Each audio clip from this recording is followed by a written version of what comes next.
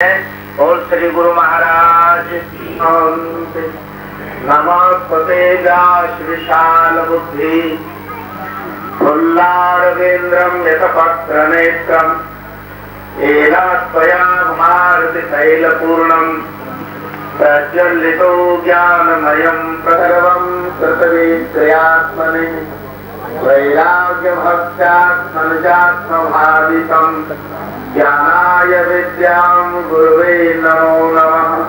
ज्ञानाय विद्यां गुरुवे नमो नमः। बोल मेरी गुरु महाराज की। समागत भद्र पुरुषों, माता बहनों, प्यारे बच्चों, सबको परम प्रभु का शुभ आशीर्वाद है। गुरु महाराज आपका जीवन सुखमय बनाए, आनंदमय बनाए, भक्ति और प्रेम में बनाए। आज आपके इस नगर में, जिसमें कि महाराज जी साल भर में कई बार आते थे, आने का हुक्म हुआ महाराज जी की ओर से, उनकी इच्छा से ये सब कुछ होता है। आप सबसे भेंट हुई और महाराज जी के आशीर्वाद से चित्त को बड़ी प्रसन्नता हुई कि सब लोगों के मन में श्री महाराज जी की महिमा के प्रति असीम प्यार है, उत्साह है, सेवा भाव है, और यही हमारे करने का एकमात्र इस कलिकाल में उपाय भी है। जैसा कि अभी थोड़ी देर पहले यशपाल जी ने कहा कि श्री कृष्ण महाराज जगत गुरु है, अर्जुन उनका शिष्य है, तो अपने शिष्य के लिए एक सार वस्तु कहते हैं कि सर्वधर्मान परित्यज्य मामेकं शरणं व्रज अहं त्वां सर्वपापेभ्यो मोक्षयिष्यामि मा शुचः। तो अहं त्वां सर्वपापेभ्यो, भगवान कहते हैं मैं तुमको सब पापों से मुक्त करूंगा। मोक्षयिष्यामि मा शुचः, और मोक्ष निश्चित है तेरे लिए। जब पाप शब्द केवल बुरे फल के लिए नहीं कहा जाता शास्त्रों में, कर्मः विपाक भुक्त इदं पापः, कर्म विपाक भुक्त इदं पापः। पाप शब्द किसका अर्थ में आता है? कर्म के फल को भोगने की अवस्था को पाप कहते हैं। क्या आप राज दरबार में राजा का सुख ही क्यों नहीं भोग रहे हो, लेकिन उसको भी पाप कहते हैं। कर्म विपाक, कर्म के फल को कहते हैं कर्म विपाक, कर्म का फल। परंतु जब तक आपके सामने पुण्य या पाप होगा, अवश्य है कि आपको भोगना पड़ेगा। आप पाप का तो परहेज करें और पुण्य का लोभ करें, तो निश्चय है कि पुण्य भोगने के लिए भी आपको जन्म लेना पड़ेगा, और बिना पाप का तो जन्म किसी का हो ही नहीं सकता। और जन्म होगा तो जरा जन्म व्याधि दुख भी होगा, और नया पाप पुण्य का सर्जन भी होगा, तो मोक्ष तो सिद्ध ही नहीं होगा। तो जो गुरुमुख होते हैं ये न पुण्य चाहते हैं न पाप चाहते हैं, पुण्य पाप दोनों से बरी। इनको गुरु महाराज जी ने नेत्र दिया है, शिव नेत्र। शिव नेत्र में न पुण्य है न पाप है। तो कृष्ण जो कह रहे हैं कि सर्वधर्मान परित्यज्य, उसका मतलब ये नहीं कि तुम उपासना यज्ञ तीर्थ व्रत दान त्याग दे या कोई धर्म त्याग दे। मनाना अन्योन्याश्रय व्यवहार धर्म स्मृता, मन के अन्य अन्य त्रयों को व्यवहार धर्म कहते हैं। ये स्मृति वचन है धर्मशास्त्र का। व्यवहार में जो तुम अन्य अन्य आश्रय रखते हो, जैसे भूत प्रेतों का आश्रय, इधर उधर पीरों की कब्र में खीर चढ़ाने, झंडा चढ़ाने जाते हो, क्यों नहीं? तुम्हारे देवी देवताओं में कम शक्ति है, तुम्हारी पूरा नहीं कर सकते। तुम्हारे राम में, कृष्ण में, विष्णु में, दुर्गा में, काली में क्या कम शक्ति है? गुरु महाराज जी में क्या कम शक्ति है जो तुम इधर उधर भटकता फिरता है? बस यही तात्पर्य था कृष्ण का कि अर्जुन जो अन्य अन्य श्रेय है मन के, इन मन के अन्य अन्य ठिकानों को त्याग दे और एकमात्र मेरे आश्रित हो जा। जो मन के धर्म है उनको त्याग दे और विवेक की आंख को धारण कर। अब एक लोग वो होते हैं जो अपने विवेक की आंख से काम लेते हैं, जगत में वो धोखा नहीं खाते। जो पाप पुण्य की आंख से काम लेते हैं वो धोखा खाते हैं। आपके रामायण में दो पात्र ऐसे हैं, एक अहिल्या और एक भगवान शिव, जिनकी दृष्टि अलग अलग है। अहिल्या गौतम ऋषि की नारी है, बहुत उत्तम आश्रम में रहती है, स्वयं ब्रह्म विद्या का उपदेश करती है, ब्रह्मवादिनी है। लेकिन इंद्र जो है गौतम का रूप धारण करके प्रातः काल अमृत वेला में और उस अहिल्या के पास काम विषय की याचना करता है और प्रातः काल अमृत वेला में वो अहिल्या कामरती क्रीड़ा करने को तैयार हो जाती है। और क्रीड़ा में जो समय निकला उतने देर में गौतम लौटे तो असली जो गौतम थे उसके सामने आते जो नकली गौतम था इंद्र, वो भाग गया। तब गौतम को पता लग गया और गौतम ने साफ दे दिया कि जाओ तुम पत्थर हो जाओ, कुछ नहीं तुम पत्थर हो, तुम्हारे विवेक की आंख पत्थर हो गई है। तो ऋषि मुनियों की परिस्थिति बैठी और ऋषि मुनियों ने पत्थर और बना दिया। ये तो बहुत ही अन्याय किया। तो उसने कहा गौतम ने कि मैंने ठीक किया, हमने इंद्र के कुकर्म से साथ नहीं दिया उसको, हमने उसके इसलिए साथ दिया कि अभी तक उसको अपने इष्ट की पहचानने की आंख नहीं। स्वयं ब्रह्मवादी हो करके क्या उसको ये पता नहीं था कि ब्रह्म मुहूर्त 4 बजे ब्रह्म कर्म प्रवृत्ति होती है, इस समय विषय भोग का टाइम नहीं। स्वयं मैं पति रूप में भी उसके पास जाता तो उसका धर्म था कि वो रोकती, वो कैसे प्रवृत्त हो गई। दूसरी बात, ये स्वयं ब्रह्म विचारक होकर के विवेक की आंख में धूल जम गई स्वार्थ की, और वो विषय वासना की धूल ने पहचान सच्चाई और झूठ की पहचान को दबा दिया, इससे पत्थर बन गए। चलो ये तो हुआ अहिल्या का हाल। दूसरी जगह शिव है। भगवान विश्वनाथ ने देखा कि सीता हरण के बाद सच्चिदानंद स्वरूप श्री रघुनाथ जी सीता वियोग में बल विचरण कर रहे हैं और पेड़ पौधों तथा मंजरियों से सीता का पता पूछ रहे हैं।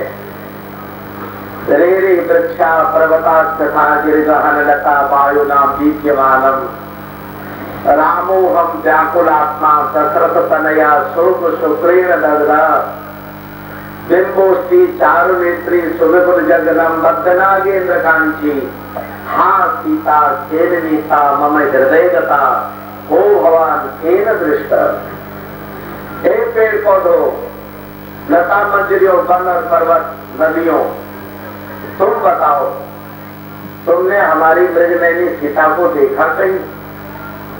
मैं उस अभागा राम का दशरथ का पुत्र हूँ जो पुत्र शोक में भस्म हो गया।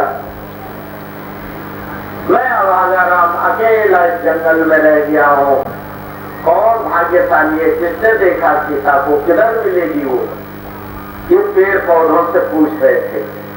उसी वक्त भगवान विश्वनाथ जी ने उनको प्रणाम किया, दूर से जय सच्चिदानंद कहा।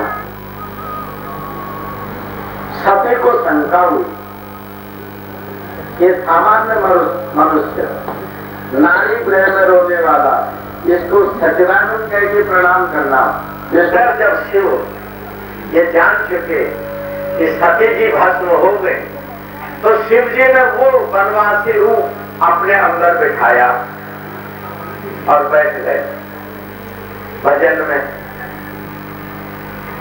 लता प्रतानो ग्रसते रजित धन्वा विचार दावान, लताओं से फूल वलरियों से जटा बांधे हुए,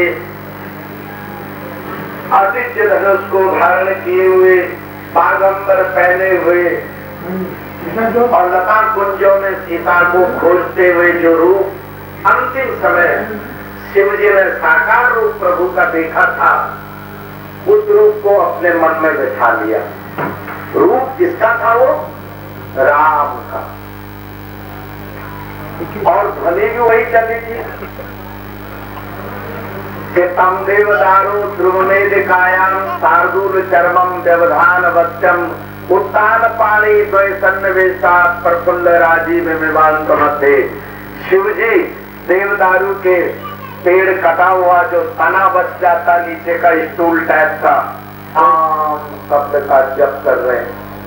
यमक्षरं क्षेत्र विदो वदंती आत्मालोकम आत्मानुपश्यम, जिसको कुल का मालिक कहते हैं, चराचर ब्रह्म जिसको कहते हैं, वो अपने आत्मा के प्रकाश में उसके सगुण लीला को देख रहे हैं अंदर और उसमें रमे हुए हैं। और बीते संवत सहत 87 संवत 87 वर्षों तक उस मधुर रूप में लीन रहे। तो उस वक्त वृत्तासुर राक्षस ने पृथ्वी पर बहुत अत्याचार मचाए। ब्रह्मा जी के पास सबने पुकार करे तो ब्रह्मा जी बोले कि शंभु शक्र संभूत सुतम, शिव के घर में पुत्र हो तो वो इस वृत्तासुर को मारेगा, ये तारकासुर को। तो सब देवता शिव जी से कहो कि उनको पुत्र हो, लेकिन पुत्र हो कहां से?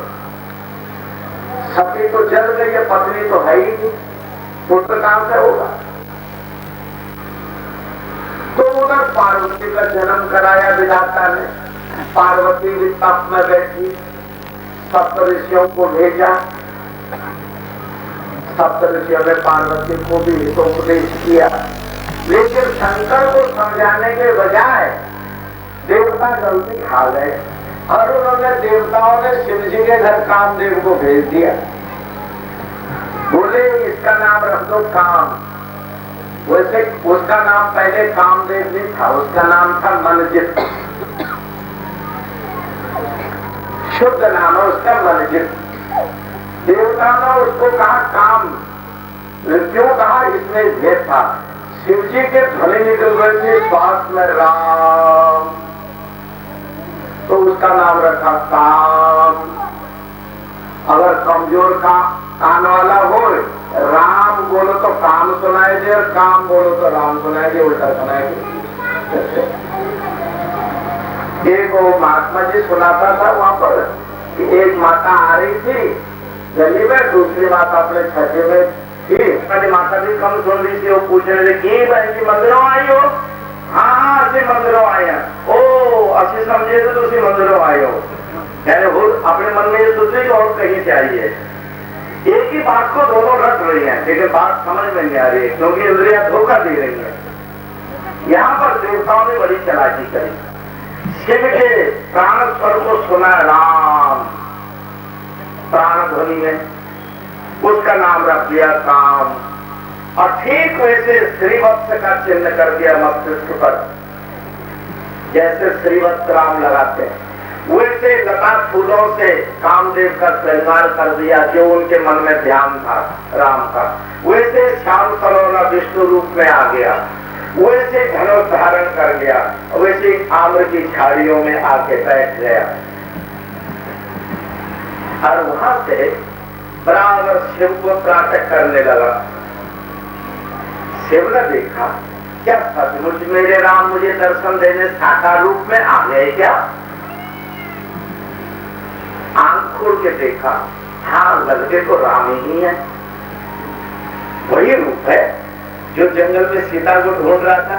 ठीक वैसे तिलक है, ठीक वैसी माला है, वैसे धनुष है, वैसे श्रीवत्स का चिन्ह है।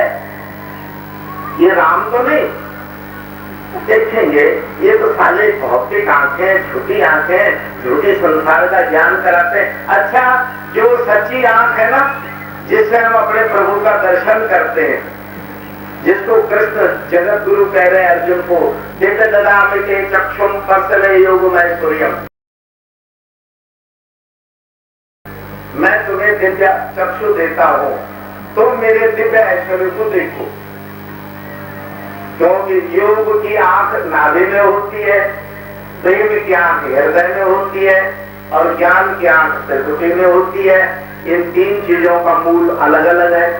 भक्ति का मूल हृदय है, योग का मूल नाभि है, ज्ञान का मूल जो है वो त्रिकुटी है। तो शिव ने देखा कि हम उस शुद्ध रूप में, जिस शुद्ध चक्षुष है, उस परमात्मा का ज्ञान होता है, उसी चक्षु से, उसी विवेक नेत्र से देखेंगे। अगर हमारे इष्ट होंगे तो कुछ बिगड़ेगा ही नहीं, और हमारे इष्ट का कोई नकली रूप धारण किया होगा तो तुरंत दूसरा भस्म हो जाएगा, जो नकली होगा तो तब से वो तीसरा नेत्र उगारा और तुरंत काम जरी भय छारा।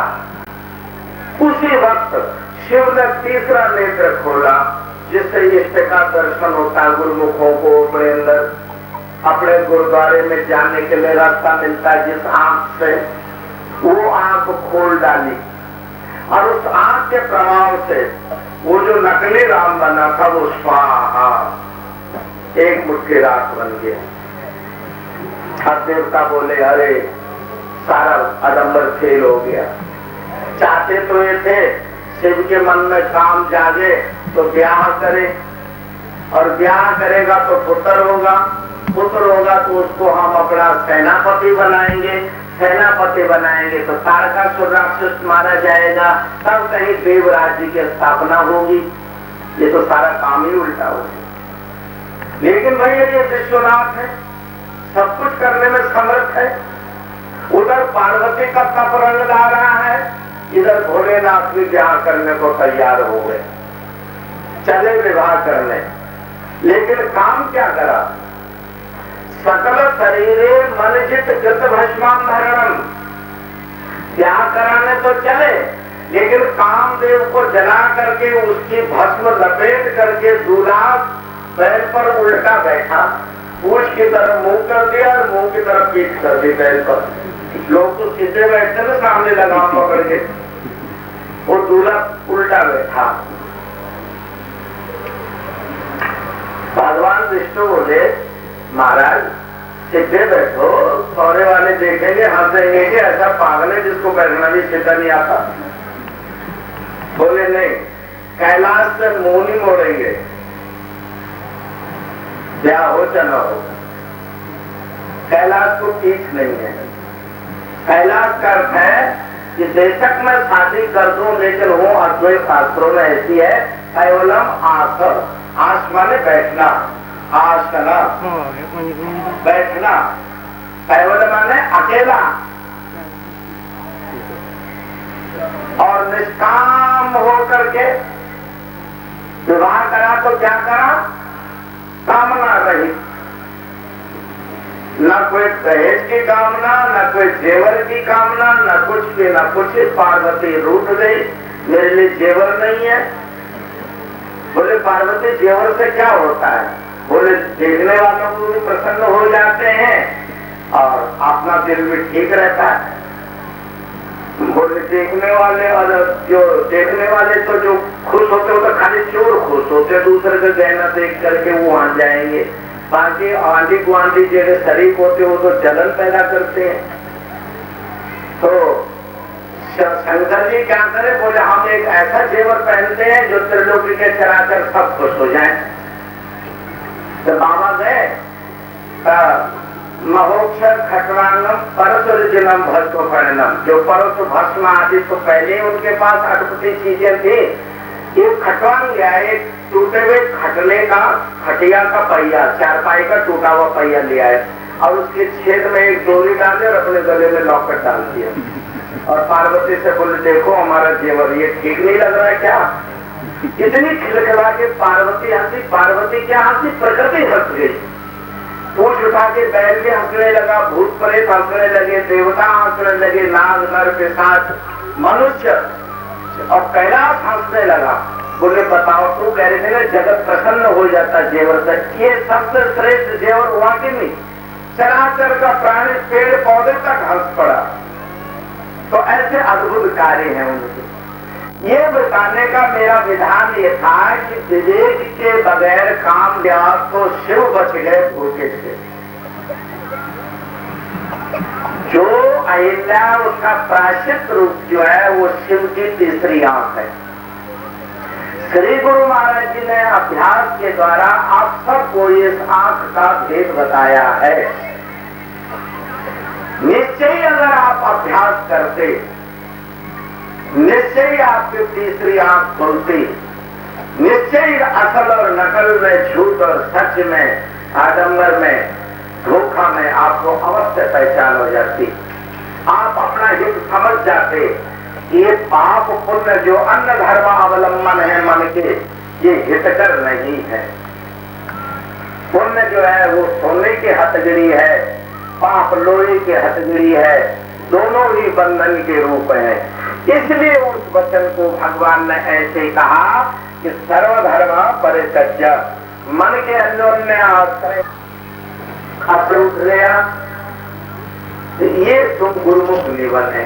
तुम्हारे मन के अन्योन्य आश्रय जो है धर्म, जो मन के संस्कार धर्म है, नस्वर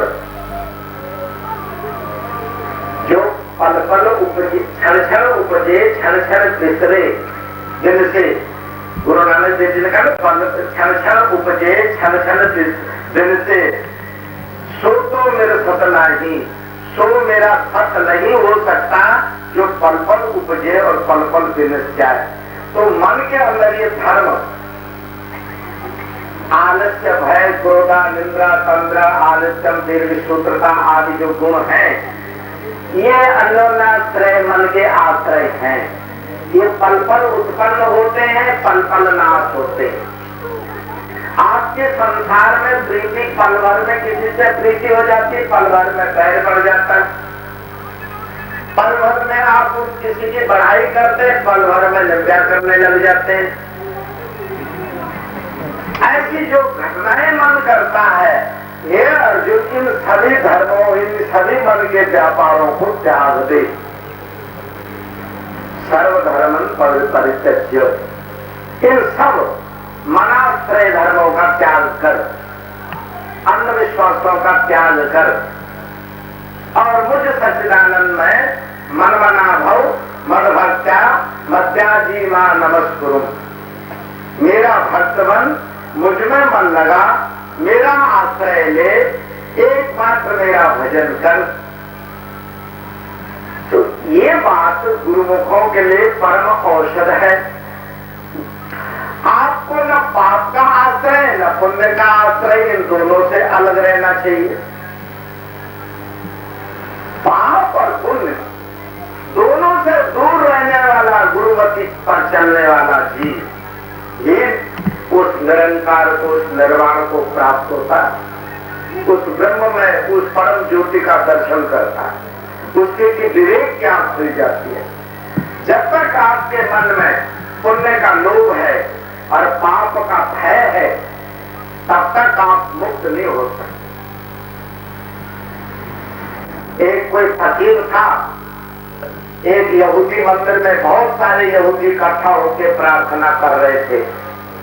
वो फकीर एक हाथ में अग्नि लेके, दूसरे हाथ में जल लेकर के और सब प्रार्थना वालों के बीच में से गुजर के सामने स्टेज पर खड़ा हो गया और जोर से चिल्लाया, बंद करो अपनी ये प्रार्थना।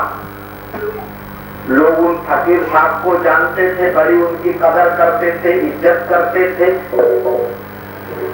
गुरुदेव उनका नाम था, यूनान के रहने वाले। कुछ किताबों में तो रबिया के लिए कहानी लिखी गई है, लेकिन कुछ हिंदुस्तानी लोगों ने अपने गुरुओं के लिए कहानी लिखी। लेकिन मूल कथा जो है वो गुरजेब फकीर की जय। गुरजेब फकीर ने कहा कि ए लोगों, तुम्हारी प्रार्थना मैंने कई घंटे सुनी। तुम्हारी प्रार्थना में दो ही बातें थी, या तो तुम्हारे मन में पाप का भय था, या तुम्हारे मन में स्वर्ग का लोभ था। तुम्हारे मन में ईश्वर का प्यार, ईश्वर की ज्योति, ईश्वर का स्वरूप एक क्षण के लिए भी नहीं आया। तुम क्या जानोगे ईश्वर क्या है? मैं ये आग साथ लाया हूं कि तुम्हारे भय को जला दूं, और मैं जल साथ लाया हूं कि तुम्हारे लोभ को डुबो दूं। काश तुम्हारे जीवन से भय और लोभ दोनों ही निकल जाए, तो तुम्हारा सीधा सीधा प्रेम जो है वो प्रभु से जुड़ जाए, गुरु महाराज जी से जुड़ जाए। बना लेके प्रार्थना करते हो, भजन करते हो, या धर्म कर्म करते हो, या फिर अपने पापों के से भयभीत होकर के और तब प्रार्थना करते हो, बख्श दे भगवान, बख्श दे। तो होना यह चाहिए कि गुरुमुख के मन में न तो स्वर्ग और अपवर्ग किसी प्रकार का कामना रहनी चाहिए, और न पाप पुण्य का भय रहना चाहिए। उसको दोनों प्रकार से निर्भय। महाराज जी ने कहा, तुझ बिन होर जो मंगना, सिर दुखा दे दुख, बख्श नाम संतोषे उतरे मन दी भूख। तेरे अलावा प्रभु हम कुछ नहीं चाहते। भरत जी ने कहा, अर्थ न धर्म न काम रुचि, और गति न चाहो निर्वाण। अर्थ धर्म काम मोक्ष कुछ नहीं चाहता। हनुमान जी ने कहा, जय जोन जन्मो कर्म बस बस राम पद अनुराग हो। सीधी सी बात है। ऐसा अभेद मिलन हो जाए। अभेद तारतम्य तब होता है जब बीच में से स्वार्थ निकल जाए। वो स्वामी तुलसीदास जी से पूछा किसी ने कि गोसाई जी ये बताइए कि माया अधिष्ठान क्या है? जैसे मिथ्या अधिष्ठान असद है, इस तरह माया जो ब्रह्म है इसका अधिष्ठान क्या है? तो कहने लगे, मैं और तो, तौर तय माया, मैं और तू, ये मान लेना। इसके बीच में जो फर्क है, डिस्टेंस, जो दूरी है, इस दूरी में ही माया उत्पन्न होती है, अविद्या उत्पन्न होती है। जब हम ये मान लेते हैं कि ये मेरा इष्ट देव और ये मैं, ये द्वैत जब स्थापित हो जाता है तो द्वैत के बीच में अविद्या का पर्दा आ जाता है। और गुरु महाराज जी ने बताया अद्वैत का मार्ग। गुरु महाराज कहते हैं, मन मंदिर तन देश कलंदर घटी तीर्थ नाव। कृष्ण कहते हैं, नहीं न सदृशं ज्ञानम पवित्र लेवा विविंदते तत्सर्व योग संसिद्धि कालेनात्म निविंदति। तेरी आत्मा से पवित्र वस्तु त्रिलोकी में कुछ है ही नहीं अर्जुन। इससे परे कोई दूसरा ब्रह्म नहीं, जीव ब्रह्म ना परा। आज गुरु शंकराचार्य अपने भाष्य में कहते हैं, जीव ब्रह्म ना परा। तेरी आत्मा से परे कोई दूसरा भगवान नहीं, कोई दूसरा रब नहीं। वो कहते पर्दा दूरी है ही नहीं यहाँ पर। तो जब बीच में जगह ही नहीं है, मैं और तू ही का भेद ही नहीं है, तो वो अविद्या कहां से उत्पन्न होगी? क्योंकि लोभ और भय ये माया के, अविद्या के स्वभाव है, आत्मा के स्वभाव नहीं है। आत्मा जो है शरीर, इंद्रिय, विषय और भेद आदि जो अविद्या के लक्षण है, इनसे रहित है। जीव के अंदर मन, बुद्धि, चित्त और अहंकार, अंतःकरण चतुष्टय जो है ये जड़ है। बुद्धि भी जड़ तत्व है, मन भी जड़ तत्व है, चित्त भी जड़ तत्व है, अहंकार भी जड़ तत्व है। ये जड़ तत्व चैतन्य आत्मा से ये प्रेरित है। जिस तरह कुम्हार जो है डंडा से चाका चलाता है, बर्तन बनाने वाला, उसको फोर्स दे देता, ताकत दे देता, गति दे देता है, और फिर डंडा हटा के रख देता है, और वो चक्र फोर्स पाके घूमता रहता अपने आप। फिर जरा ढीली गति हुई, फिर डंडा उसको घुमा दिया, फिर तेज हो गया। इसी तरह मन बुद्धि चित्त अहंकार जो है आत्मा के द्वारा प्रेरित है, गतिमान प्रतीत होते हैं, लेकिन वास्तविक चैतन्य है नहीं। ये आत्मा के द्वारा प्रकाशित है, इसलिए चैतन्य जैसे भासते हैं। फिर इस अंतःकरण का प्रकाश इंद्रियों में आता है, इसलिए इंद्रियां जो है भोक्ता जैसी जापती है कि ये भोक्ता है। आंख देख रही, कान सुन रहा है, जबान बोल रही है, ठंडी गर्मी का अनुभव स्किन को हो रहा है, ऐसा भासमान है।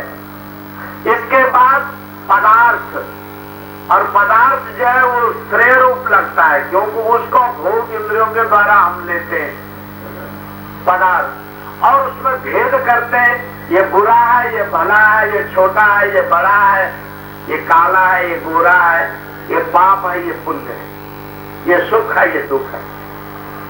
तो शरीर इंद्रिय विषय भेद ये अंतःकरण के वो धर्म है जो अविद्या से उत्पन्न हुए हैं।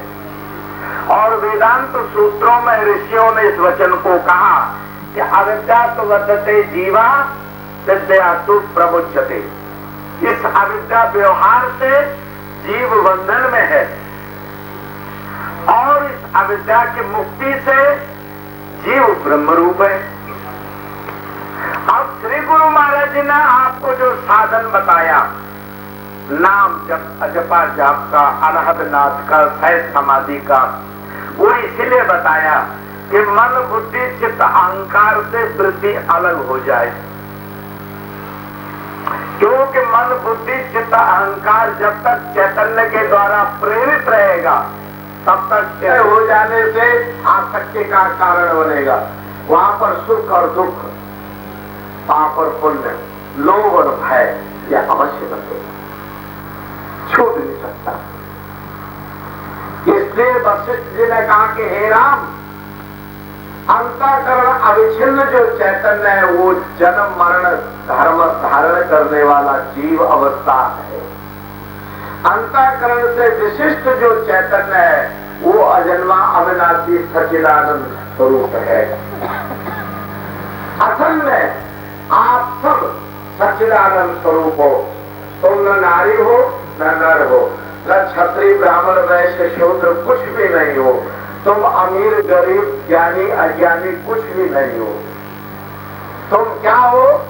तद ब्रह्म निष्कलहम लक्ष्यभूत संगम। तुम निष्कल, पेवर, निष्कल कहते पेवर, शुद्ध, जिसको गोविंद सिंह जी ने खालसा कहा, खालस पेवर, उस ईश्वर के अंश हो। लक्ष्यभूत संगम, मैं पंचभूतों का संग नहीं हूँ।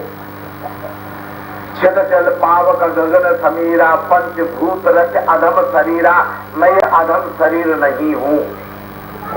मैं निष्कल खालसा हूँ, शुद्ध खालसा हूँ। ये पहचान हर गुरुमुख को अपनी होनी है, लेकिन तब होनी है जब सर्वधर्मान परित्यज्य, मन के अन्योन्याश्रयों को त्याग करोगे तब। अभी तो तुम पुण्य की लोभी हो, अभी तुम पापों से भयभीत हो, अभी तो तुम छोटे बड़े के फर्क में ही उलझे हुए हो। अभी तो असल नकल के हमारे पास पहचान ही नहीं आई। अभी तो ये मरण धर्मा कान और आंख इनका देखा देखी संस्कारों के द्वारा चला रहे, नाच रहे, कूद रहे हम। जिस दिन शंकर वाला विवेक नेत्र खुलेगा उस दिन पहचान होगी। क्या होगी? मैंने श्री गुरु महाराज जी को एक पत्र लिखा था बहुत पहले, और महाराज जी ने मेरे पत्र लिखा कि बेटा तुम मुझे अभी खाली जानते जानते हो, पहचानते नहीं हो। जिस दिन तुम मुझे पहचान लोगे उस दिन ऐसी चिट्ठी नहीं लिखोगे। सन 1958 में बरेली से मैंने एक पत्र लिखा महाराज जी को बिहार, और उसमें मैंने बहुत सारे ताने दे दिए, जैसे तुम लोग ताने देते हो। कि तो अमीरों का भगवान है, तेन तो उठे जाना पे जाता है, जहाँ तेन खूब रसगुल्ले मलाइयाँ पहन तो सोने का सिंगार, मुझ गरीब की घर क्यों आएगा, मेरे घर में तो कंबल है, बोरी है बैठने के लिए। ऐसे हमने भी खूब ताने लिखे चिट्ठी में। तो महाराज जी ने एक ही पंक्ति की चिट्ठी लिखी मुझे कि बेटा अभी तो तू मुझको जानता ही जानता है, नाम रूप से पहचानता नहीं है, जब पहचानेगा ना तब ये बात तेरे मन से निकल जाएगी। तो उस साल महाराज जी लौट के आए और 15 दिन लगातार तो मेरी झोपड़ी पर रहे। मैं झोपड़ी में एकांत रहता था।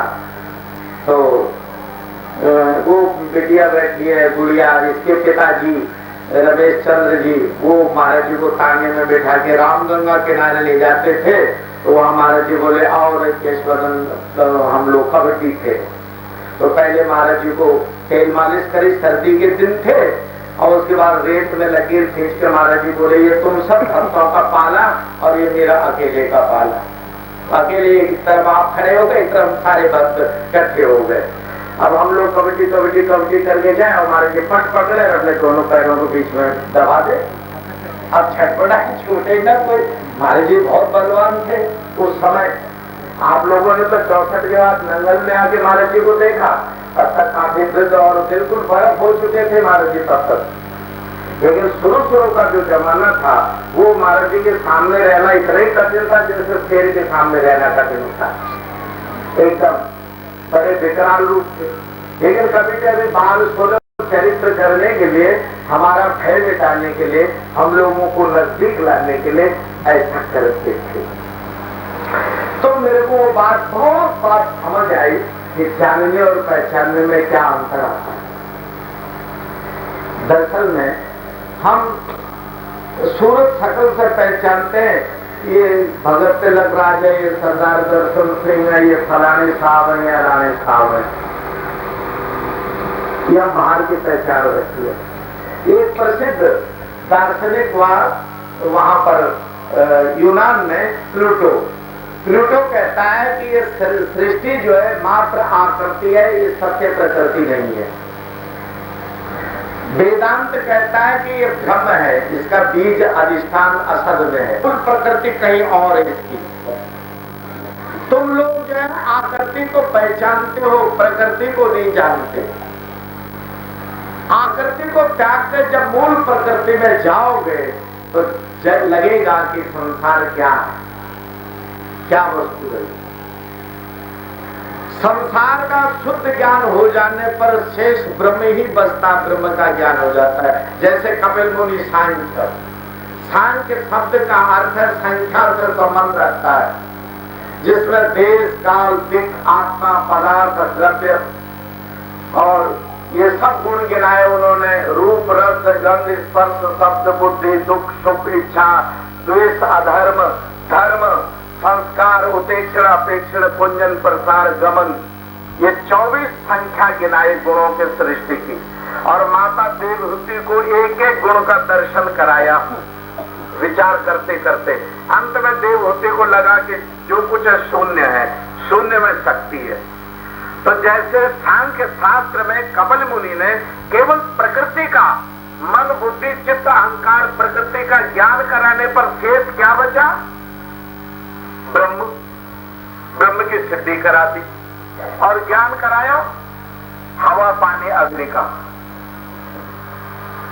परमहंस महाराज जी ने सच्चिदानंद प्रकाश में एक जगह ऐसे लिखा कि देखो भाई, ये शरीर पंच महाभूत तत्वों में विलय होता है।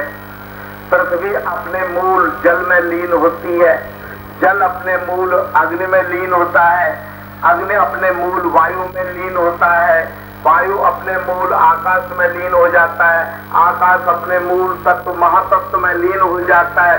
3 गुण आके महातत्व में लीन हो जाते हैं और महातत्व जो है वो शब्द रूप में लीन हो जाता है। क्योंकि जो श्वास के साथ शाम है, सांस तुम लेते हो ना, एक सांस सांस की आवाज आती है, एक तो आती है कफ खांसी दमे वालों की गले से आवाज, लेकिन शुद्ध आवाज जो स्वस्थ मनुष्य है उनके एक बड़ी बारीक सूक्ष्म आवाज उनके श्वास में होती है, उसको कहते हैं शाम। सा माने वाणी, अम्ब माने प्राण, प्राण की साउंड, वो शुद्ध ब्रह्म का संकल्प है।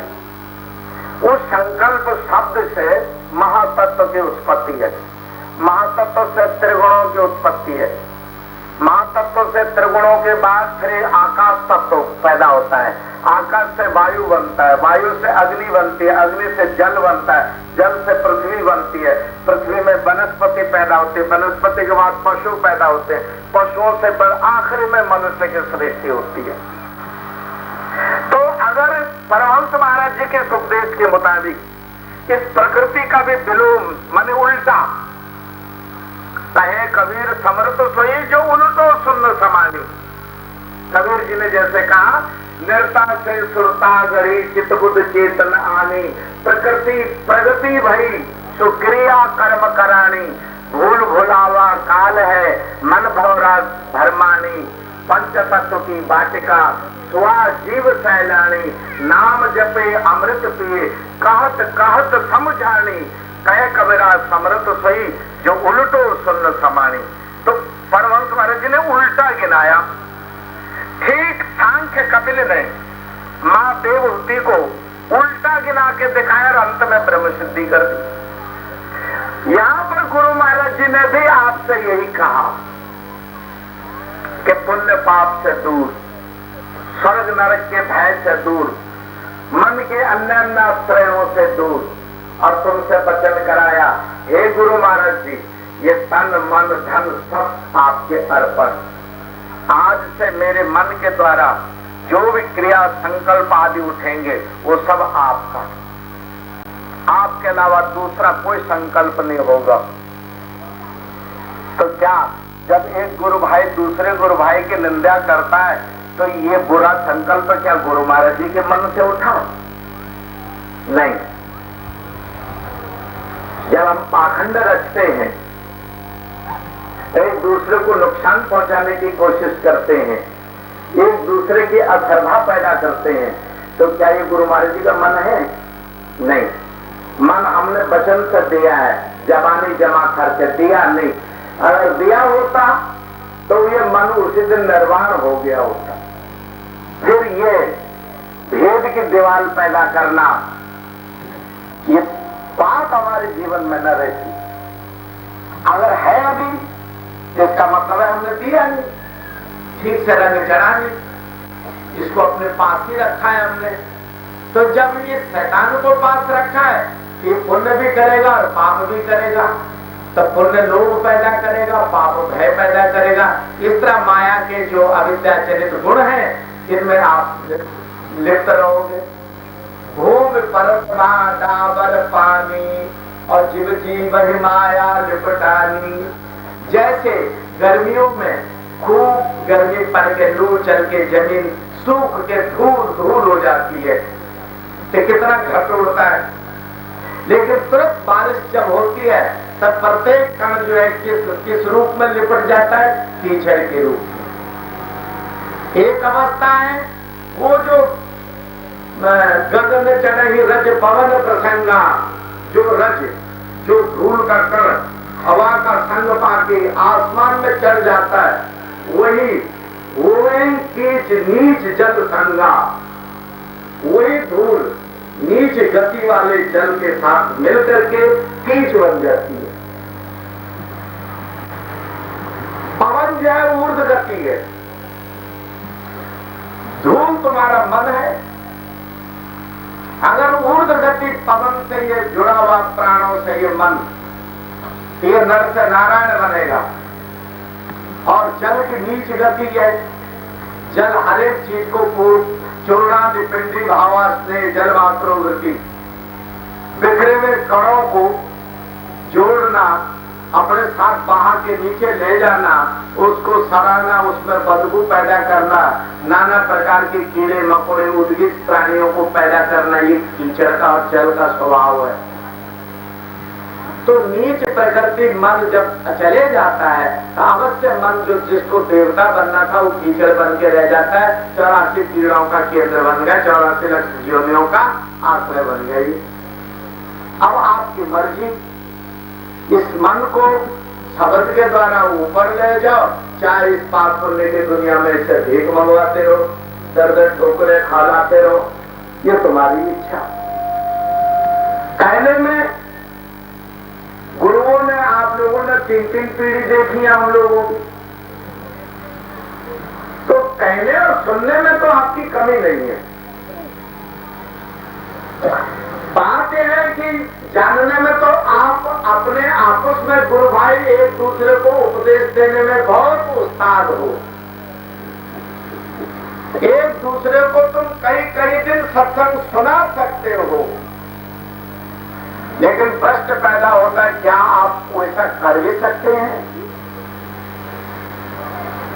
क्योंकि करने की स्पीड, शक्ति जो है वो केवल सुनने से पैदा नहीं होती। अपने अंतःकरण में अच्छी तरह स्वधर्म का पालन करने से कर्तव्य करने की शक्ति पैदा होती है। हम सब जानते हैं कि झूठ नहीं बोलना चाहिए, लेकिन झूठ बोलते हैं।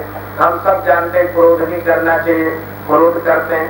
हम जानते हैं कि निंदा चुगली नहीं करनी चाहिए, फिर भी करते हैं। कौन सी शक्ति ऐसी है जो ऐसा कराती है, और कौन सी शक्ति ऐसी है जो आपको धर्म पर चलने से गाफल कर देती है? शक्ति ऐसी है जो आपको धर्म पर चलने से गाफल कर देती है। तो हमारे अंदर जब हम अच्छी तरह अपने स्वधर्म का पालन करेंगे तो आध्यात्मिक मर्यादाओं को पालन करने की शक्ति अपने आप पैदा होगी आप में। इसलिए भगवान कहते हैं, अर्जुन स्वधर्म निधनम श्रेय परधर्म भयावह। अपने धर्म का पालन करते करते मृत्यु को प्राप्त हो जाना श्रेष्ठकर है, लेकिन स्वधर्म का कभी त्याग न करो। तो माँ हो तो माँ का धर्म भी पहचानो, बेटी हो बेटी का धर्म भी पहचानो, पत्नी हो पत्नी का धर्म भी पहचानो, पड़ोसी हो पड़ोसी का धर्म भी पहचानो, गुरुमुख हो तो गुरुमुख का धर्म भी पहचानो, साधु हो तो साधु का धर्म भी पहचानो। तुम भाई हो भाई का धर्म पहचानो, पति हो पति का धर्म पहचानो, पिता हो पिता का धर्म पहचानो, देश के नागरिक हो नागरिक का धर्म पहचानो, भक्त हो तो भक्त का धर्म पहचानो। स्वधर्म का पालन करना आवश्यक। स्व कहते हैं आत्मा के लिए, जिससे आत्म संस्कार उजागर हो, आत्मा पर लिपटा हुआ कीचड़ उतर जाए, उस धर्म का पालन पहले करना चाहिए। इसलिए अर्जुन तो क्षत्रिय है, पहले शस्त्र चलाना यहाँ पर तेरा मुख्य धर्म है। युद्ध में जीत हासिल करना, पाप को नष्ट कर देना। हिताया सर्वलोकानां निग्रहाय च दुष्कृताम्, दुष्कर्मों का निग्रह करने के लिए और प्राणी मात्र के हित करने के लिए पहले तो क्षत्रिय धर्म का पालन कर ले, उसके बाद भक्ति और संन्यास की बात बाद को करना। बोले महाराज ये रिश्तेदार है, इनको कैसे मारूंगा? बोले ये तो तेरे मन के आश्रय हैं, लिहाजा सर्वधर्मान परित्यज्य, मन के न आश्रयों को अन्य आश्रयों को त्याग दे और तब युद्ध कर। तो भाई समझ के, बाबा समझ के, गुरु समझ के मत मार इनको, ये समझ के मार के अधर्म के समर्थक है। स्वधर्म, इस धर्म का पालन करने में निधनम श्रेय, मर जाना श्रेयकर है, लेकिन इस धर्म का त्याग कर देना उचित नहीं है। आज आप अपने स्वधर्म से मुख मोड़ देते हो। गुरुमुख का 4 घंटे 5 घंटे की नींद बहुत होती है अभ्यासी के लिए। इससे ज्यादा सोने से मन गाफल होता है, वो चैतन्य का विकास नहीं होता, वो अभ्यासी नहीं हो सकता। जितना तुम निंदा चुगली इधर से इधर बात करोगे, मनमुखों की बात सुनोगे, उतने तुम्हारे मन में संकल्प विकल्प होंगे, निग्रह मन का हो गई। ये तो तब होता है जब मन महाराज जी के साथ लग गया। उद्धव आया गोपियों को समझाने के लिए, गोपियां कहने लगी एक मन हो तो सो श्याम संग लागो उधो, ओ तू जो कहाँ से लाओ हो नहीं योग करने के जो। उधो तू योग की बात करता है, एक ही तो मन था हमारा, वो श्याम के साथ द्वारका ही चले गया। अब योग करने के लिए दूसरा मन कहाँ से लाए? तो तुम तो गुरुमुख ऐसे हो, एक मन था वो परम प्रभु को दे दिया, तो ये रौला पाने वाला दूसरा मन, दूसरा भूत कहाँ से ले आए खरीद के? क्यों ले आए? वो तो महाराज के अर्पण कर दिया एक था जो, तो दूसरा क्यों ले आए? तो खैर अगर कसर रह गई अभी तो कोई देर नहीं हुई है। परम प्रभु आपके संग हाजिर नाजिर है। दयाल प्रभु का वचन है कि मेरे खानदान में नाम लेने वाला गुरुमुख हिंदू मुसलमान सिख ईसाई जो भी है, मुझसे पहले दिव्य 7 पीढ़ियों का आशीर्वाद उसके हाथ पर है, उसके सिर पर है। ये वचन सच्चिदानंद प्रकाश में श्री परमहंस महाराज जी का लिखा हुआ है कि मेरे घर का उपदेशी, मुझसे पहले जो 7 दिव्य फकीर हुए, उन 7 पीढ़ियों का आशीर्वाद मेरे घर के बच्चों बच्चियों पर सबके सिर पर है। लूले लगने निकलने अमीर गरीब जैसे भी हैं, अगर वो दर पे आ गए हैं, उन सबका आशीर्वाद है। इतनी बड़ी दौलत, इतनी बड़ी हिफाजत, इतनी बड़ी सुरक्षा तुम्हारे लिए महाराज फरमा गए, तुम कहां भटक रहे हो?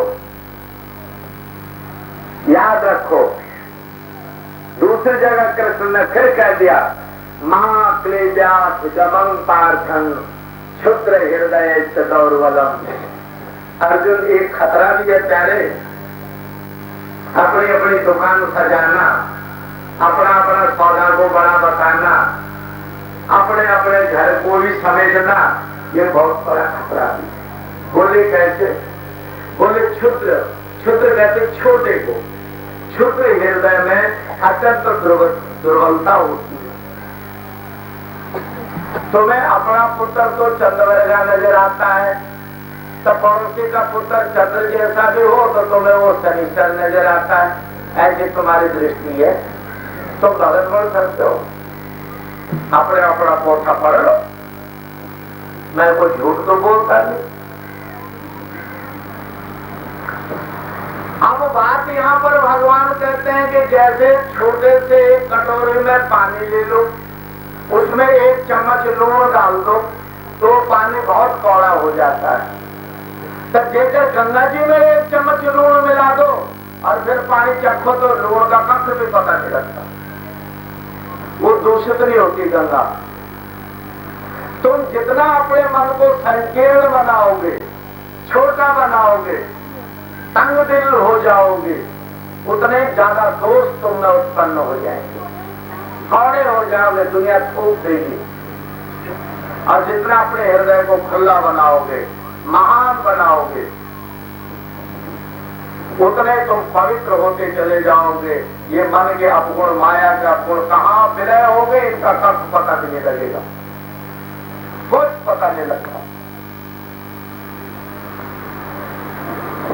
किसी ने गुरु महाराज जी के अरदास करी, तू है एक समंदर, मैं छोटी सी आबजू, मुझको हम किनार करिए, मुझको बेकिनार कर। ऐ मालिक, तू एक असीम समुद्र है जिसकी कोई सीमाएं नहीं है, और मैं छोटी सी आबजू। आबजू कहते इतने से पानी के छप्पर को जो खड्डे पड़ जाते हैं सड़क पे, उनमें इतना सा पानी भरा हुआ हो, मैं छोटी सी आबजू हूं।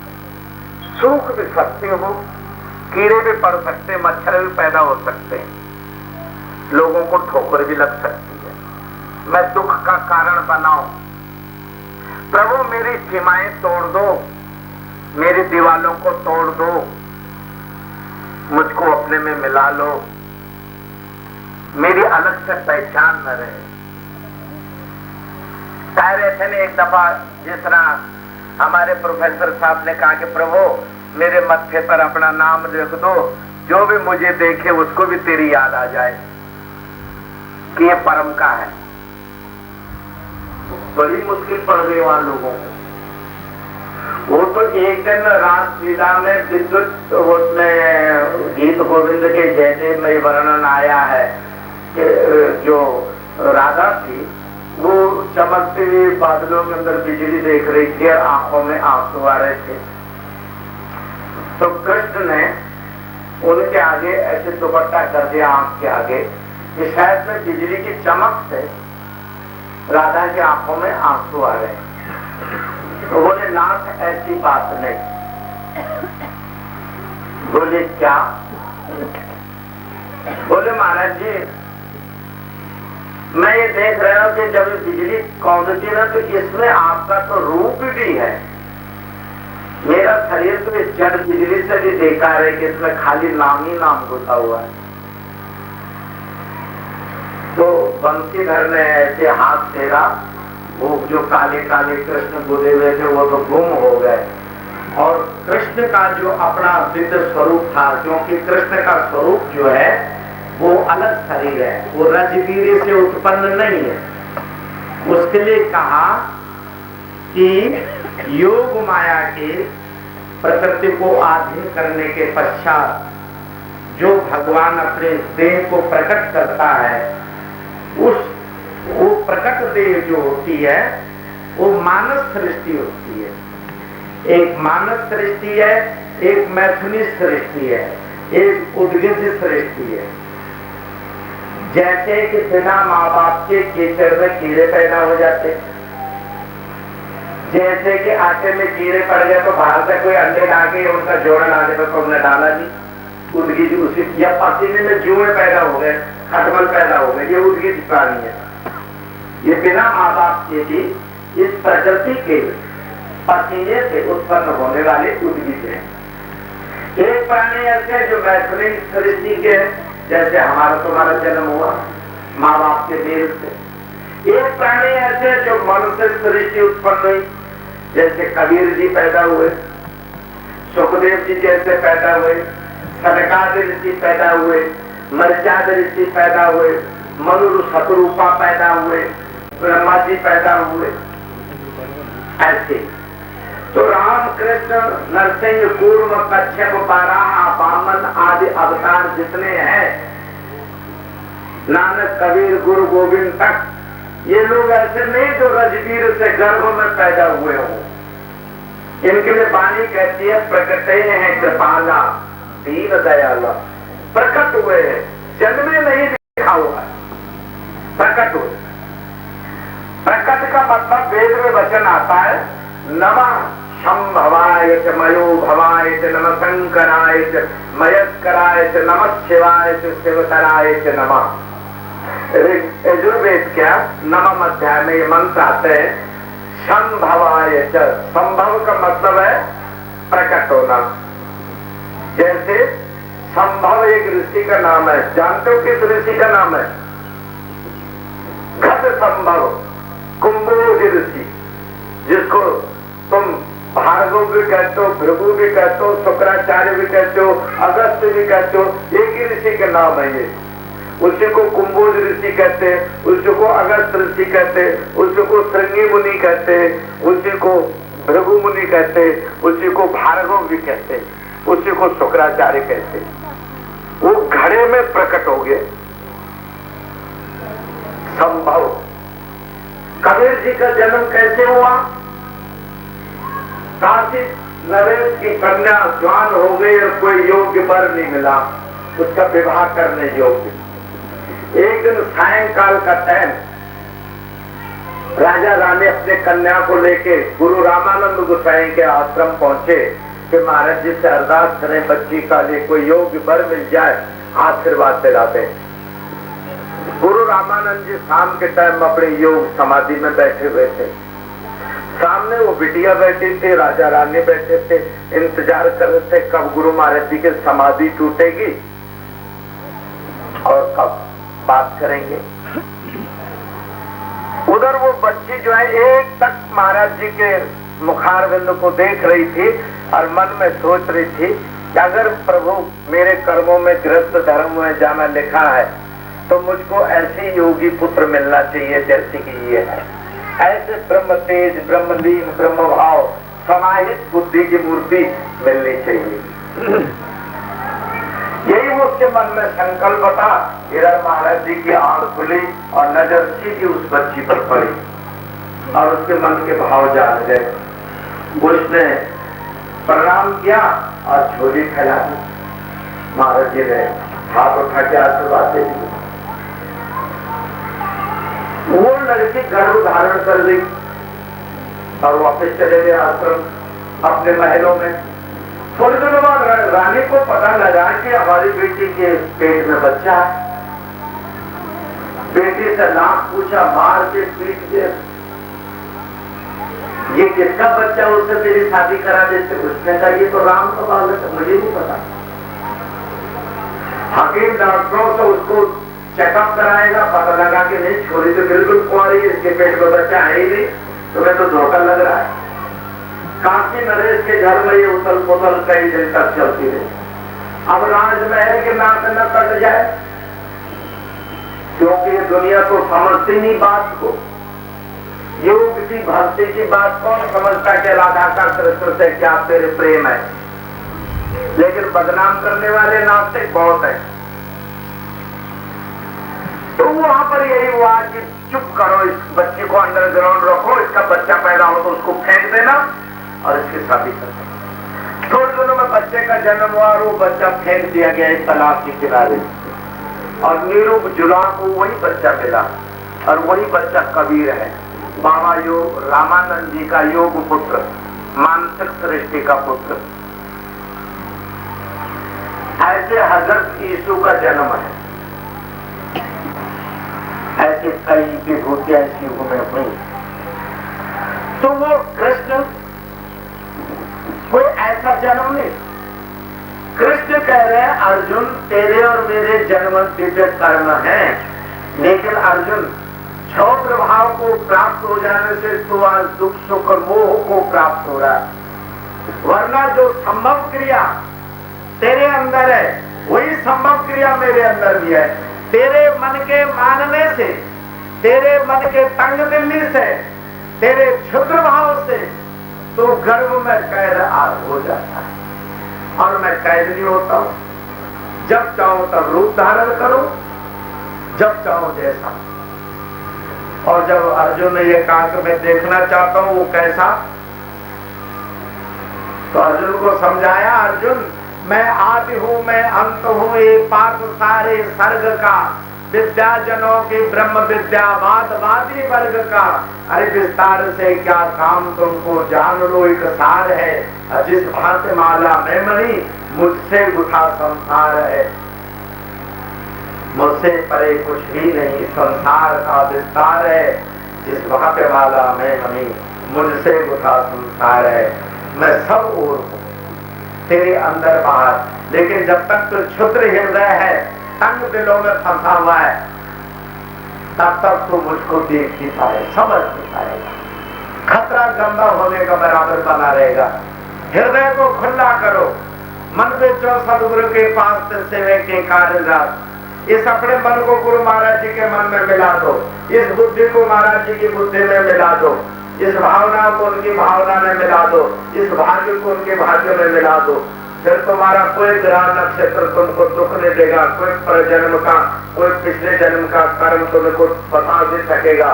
तुमको समुद्र में मिल गए, कोई तुमको दूषित नहीं कर पाएगा। ये बात है गुरुमुख को, आगे करना न करना आपकी मर्जी है। 1:30 बज रहा है, पूरा समय हो गया और दाल भात भी ठंडा हो रहा है, जिसके लिए खास आए हैं हम। अधिकांश लोग तो भंडारे का न्योता सुन के आए, सत्संग का न्योता सुन तो कम ही आए होंगे। खैर, गुरु के घर का तो अन्न ऐसा है कि एक केड़ा जो है व्यास पद को पहुंच गया था। एक ऋषि कहीं जाना था, उनको सवेरे, ब्रह्मचारी थे आश्रम में, और उन्होंने जल्दी 3 बजे स्नान करके और यज्ञ होम जो करते हैं वो जल्दी जल्दी हवन करना शुरू करा। तो कुछ साकल्य, हवन की जो सामग्री होती है उसको साकल्य बोलते हैं, वो हवन कुंड से बाहर गिर गया। उसमें शहद शक्कर घी तो होता ही है, ये कॉकरोच कीड़ा कहीं से खाने को आ गया, सुगंध फैली मिठाई की तो आ गए। उसके बाद हवन के बाद ऋषि जो है परिक्रमा के लिए चारों तरफ घूमे। तुम लोग भी मंदिर के परिक्रमा करते हो, जानते हो क्यों करते हैं परिक्रमा? ये तीर्थानी सप्त परिचरित रंतो तेखा सहस्त्रयोजने बधन्वान तन्मषि। वेद में ये परिक्रमा का मंत्र है। ऐ प्रभु, मैंने तुझको एक तीर्थ में मान करके तेरी महिमा घटाई है, बधाई नहीं है। जो सारे सृष्टि का राजा हो उसको हम कहेंगे तो पठानकोट का पटवारी है, तो बताओ उस राजा की महिमा तुमने बढ़ाई कि घटाई? बोलो तो, घटाई ना। तो जो सारे सृष्टि में व्याप्त है उसको तूने कह दिया इस फोटो में है, तो तूने गुरु महाराज जी की महिमा बढ़ाई कि घटाई? घटाई ना। अच्छा, जो किसी के बंधन में नहीं आता उसको तूने नाम में बांध दिया कि इसका नाम परम है, इसका नाम राम है, इसका नाम कृष्ण है, ये नंगली वाले, ये फलाने, ये तूने बढ़ाया कि घटाया? घटाया ही तो है? अरूपम रूपम दे सतत निधे क्षमस्व में अपराध। अरूप को रूप दे दिया अमूर्त को, जिसको कि अवतारों की आंखें नहीं देख पाई, त्रिकाल ऋषि जिसको आंखों से नहीं देख पाए, उसको मैंने एक रूप दे दिया। तो उसके महामहिम विशंभर रूप को मैंने छोटा ही तो किया, बड़ा तो नहीं किया। इसलिए हे प्रभु, प्रदक्षिणं च पदे पदे, मैं पद पद चारों ओर घूम रहा हूं, इसीलिए कि मेरे इन अपराधों को क्षमस्व में त्रय अपराधम, इन 3 अपराधों को क्षमा कर देना मेरे, क्योंकि मैं अल्पज्ञ हूं, एक देशी हूं, छोटा हूं, इसलिए मैंने अपने लायक तुझे बनाया। और माफी भी मांगता हूं घूम घूम के कि तू चारों ओर है, कण कण में है, असीम है, अनाम है, अचिंत्य है, अनिर्वचनीय है। इस प्रार्थना के लिए परिक्रमा के लिए जब साधु उठा तो कॉकरोच में पैर पड़ा, कॉकरोच की चटनी बन गई, मर गया कॉकरोच। ऋषि ने देखा, ओहो ये तो बड़ा पाप हुआ, यज्ञ की परिक्रमा में और हिंसा हो गई।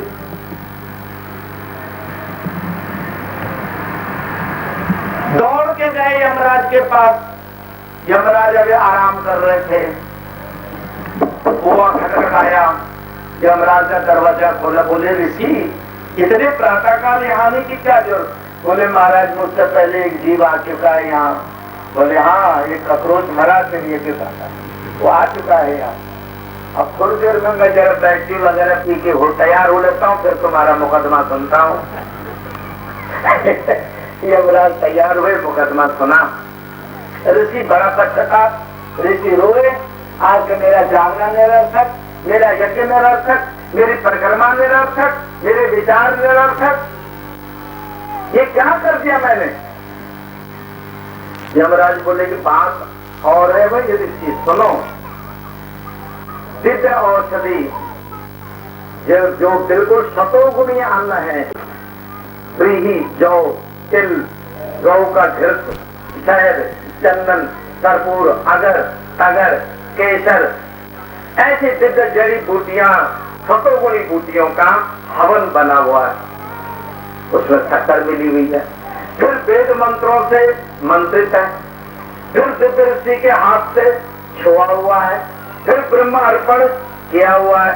वो साकल्य यज्ञ भाग भार गिरा, अत्यंत सतोगुणी पदार्थ वो खा लिया तमोगुणी कीड़े ने। अब तमोगुणी कीड़े ने खाया तो अंतर हो गया पवित्र, अंताकरण हो गया पवित्र, कलेवर हो गया तमोगुणी। अनिवार्य था कि गंदा कपड़ा उतारा जाए। गंदा कपड़ा जितनी जल्दी हो तुम्हारे कपड़े में नाली के छींटे लग जाए, तुम कहते जल्दी उतारो, डिटॉल से मुझको नलाओ, ऊपर से गंगा जल छिड़को, मेरे नाली का पानी पाई गया ऊपर। तो वो कॉकरोच की उत्पत्ति तमोगुणी गंदगी सीवर के अंदर पैदा होता है, तमोगुणी कलेवर। और अंदर उस दिव्य साकल्यों को खाने से, यज्ञ शेष खाने से, भगवान कृष्ण कहते हैं गीता में, अर्जुन जो यज्ञ शेष खाते हैं उनके समस्त पाप नष्ट हो जाते हैं। लेकिन जो पेट के लिए पकाते हैं और पेट के लिए खाते हैं वो पाप ही पकाते हैं, पाप ही खाते हैं। पढ़ा तुमने? सुन लो। अब तुमने से पता नहीं कौन कौन पका के भोग लगा देता है, और कई लोग तो छौंकते छौंकते टुकड़ा मुंह में डाल के चख लेते हैं, गड़बड़ कर देते हैं। लेकिन नियम यह है कि ककरोच ने जागृति तो इसको किस निमित्त से आ गया? बुखार भी नहीं चढ़ सकता क्योंकि अंतःकरण मलिन रहा ही नहीं, बैर भी हिंसा भी नहीं कर हो सकती इसकी क्योंकि इसने किसी का अपराध किया ही नहीं। लिहाजा इसकी मृत्यु में उत्तम पद में होनी चाहिए, तो ऋषि तुम्हारे चरणों से उत्तम और पवित्र जगह कहाँ मिलती है? और यज्ञ की परिक्रमण से आचारा तीर्थ और क्या होता है? और ब्रह्ममूर्ति की मृत्यु से ज्यादा अच्छी क्या होती है? और मुख से वेद मंत्र उच्चारण हो रहे हैं, तब तेरा पैर इस पर पड़ा, तो इससे अच्छी मृत्यु और क्या हो सकती थी इस कीड़े की? अब ये कीड़ा फलाने जगह का राजकुमार होकर जन्म लेगा, लेकिन बोले महाराज इसने तो मरना था ठीक था, और भी कई पवित्र थे दुनिया में, मैं ही निमित्त क्यों बना? बोले कि इसमें है क्रिया की हड़बड़ी। उगते हुए सूर्य को यज्ञ की आहुति देते हैं, और तूने तो जल्दी जाने के चक्कर में 3 बजे रात में हवन शुरू कर दिया। बीबीसी के खबरें 5 बजे आ रही है तो 6 बजे रेडियो खोल दे, कहां से आएगी? सवेरे 3:30 से 5 बजे अनहद का टाइम होता है, तो 6 बजे 7 बजे सो के उठता है, फिर झूठ मूठ कहता मैं सुन रहा हूँ। भगवान को भी धोखा देता, अपने मन को भी धोखा देता है। ऐसी बात नहीं, अगर सुनने का शौक है तो उठ लो 3 बजे और बैठ 5 बजे तक। अभी तो तेरे को 15 मिनट एक आसन में बैठना ही मुश्किल है, 17 करवटे बदलता है परोठी की तरह, तब वही वजह से पकौड़ा सेक रहा हूं। ये बात नहीं, बिना साधे तो कुछ होगा नहीं दोस्त, साधना पड़ेगा। तो उस ककरोच ने यज्ञ शेष खा के राजकुमार के रूप में जन्म हुआ, तो ऋषि से कहा कि तेरी हड़बड़ी का एक दंड है, तुझे उसको पूरी ब्रह्म विद्या उस देश में जाके उसका मास्टर बनना पड़ेगा और उसको ब्रह्म विद्या बढ़ानी पड़ेगी। तो ऋषि का बेचारे को वो जन्म में अपने आयु से ज्यादा रहना पड़ा इस शरीर में, और वहां जा करके उसको पढ़ाना पड़ेगा। पढ़ा और वो बना व्याकरण शास्त्र का रचयिता महेंद्र व्यास। महेंद्र व्यास नाम का एक व्याकरण पढ़ा होगा आप लोगों ने, जिन्होंने संस्कृत पढ़ी वो जानते हैं। पाणिनीय ऋषि से बहुत पहले महेंद्र व्यास हुए, जिन्होंने व्याकरण शास्त्र की रचना करी। वही ककरोच कीड़ा दूसरे जन्म में महेंद्र व्यास के पद पर पहुंचा। दिव्य अन्न को खाने से ये फल होता है। अब कल से रोज भंडारे खाने जाया करो, अच्छा? जहां जहां पता लग जाए तुम भी व्यास हो जाओगे। यज्ञ शेष खाना आवश्यक चाहिए, लेकिन उतने प्रेम से उतने भाव देने के, आधा पत्थर में नीचे गिरा दो, आधा खाओ, आधा फेंक दो। उस पवित्र अन्न को बड़ी प्रार्थना के साथ शांत मन से गुरु महाराज जी का ध्यान रखते हुए उनका शीत प्रसाद है उसको खाओ। अपन तो जो नास्तिक शास्त्र है, नास्तिक नहीं नास्तिक, ऋग्वेद का अध्याय है नास्तिक, जिसमें सृष्टि की उत्पत्ति से लेकर पूजा पाठ तक की बात है। उसमें लिखा हुआ है कि प्रसाद इतना देना चाहिए जो ओंठों से लेकर गले तक विलय हो जाए, तट्टे पेशाब न बने, और चरनामृत इतना ही चखना चाहिए कि वो पेशाब पसीना न बने शरीर में। हम कहते हैं इधर तो लीजिए गप्पा बापे, और वो थले रखे फिर लाइन में लग गए। और नियम ये लिखा है कि प्रसाद इतना पाओ कि भोजन डट के करो जो खाना है, लेकिन भगवत की प्रसाद जो है इतना जो ओंठ से लेके गले तक विलय हो जाए, लीन हो जाए, पच जाए। चरणामृत तो इतना जो ओंठ से लेके गले तक लीन हो जाए, बस इतने ही प्रसाद ग्रहण करना चाहिए। मैं ये नहीं कहता भर भर थाल खाओ, भंडार भरपूर है, लेकिन मैं नियम बता रहा हूँ। तो ये चीज है, तो गुरु महाराज जी ने आज कृपा करी हम लोगों पर, आत्मा की खुराक भी मिल गई और शरीर की खुराक भी तैयार है। भोग लगाओ, प्रेम से प्रसाद पाओ। और जिनकी मन में ये ख्वाहिश रह गई कि हमको टाइम नहीं मिला बोलने का या भजन बोलने का या सत्संग बोलने का, अब सारा दिन उनके लिए खुला है, वो सारे दिन बोल सकते हैं। शाम तक हम समियाना भी नहीं उठाएंगे, लाउड स्पीकर भी नहीं हटाएंगे। दरबार सजा हुआ है, महाराज ने बादल कर दिए, धूप कम कर दी, खूब गाओ, खूब कीर्तन करो। और जो कोई चाहता है आगे सुनाना, उनके लिए आदर से आमंत्रण है, आके सुनाए। मैं इतना कहकर श्री गुरु महाराज से इजाजत चाहता हूँ। कुछ कहने समझाने में कमी रह गई हो वो मेरी अल्पज्ञता है। हरि ओम तत्सत्। ओम पूर्णमदा पूर्णमिदं पूर्णात् पूर्णमुदच्यते पूर्णस्य पूर्णमादाय पूर्णमेवावशिष्यते। ओम शांति शांति शांति।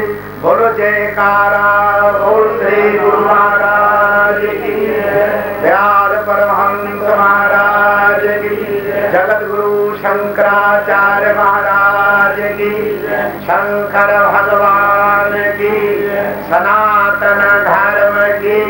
नमः पार्वती पते हर हर हर महादेव। धर्म की अधर्म का प्राणियों में विश्व का जय जय बजरंगी।